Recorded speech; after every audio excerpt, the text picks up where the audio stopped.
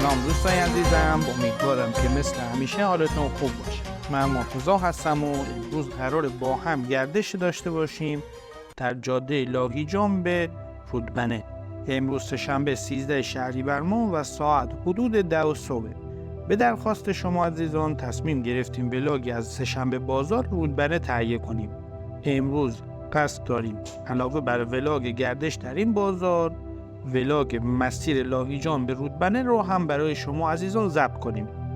ولاگ بازار رودبنه رو به زودی در کانال قرار میدیم و لینک اون رو در قسمت توضیحات این ویدیو قرار خواهیم داشت.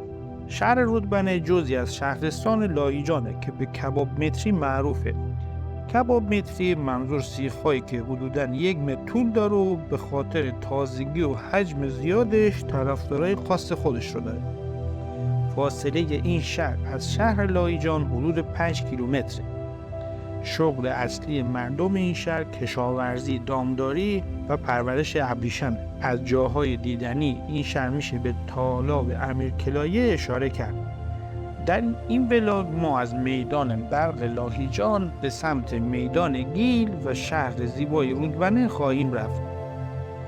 قبلا ولاگ‌های زیادی از جاهای دیدنی شهر لاهیجان مثل استخر لاهیجان، تالاب سوستان، تالاب سوختکو، قدم زدن و گردش و رانندگی در سطح شهر، گردش در خیابان شیشه‌گران و در کانال قرار دادیم که لینک پلیلیست مربوط به این شهر زیبا رو براتون در قسمت توضیحات این ویدیو قرار دادم. اگر به دیدن زیبایی‌های استان گیلان علاقه دارید حتما کانال ما رو سابسکرایب کنید.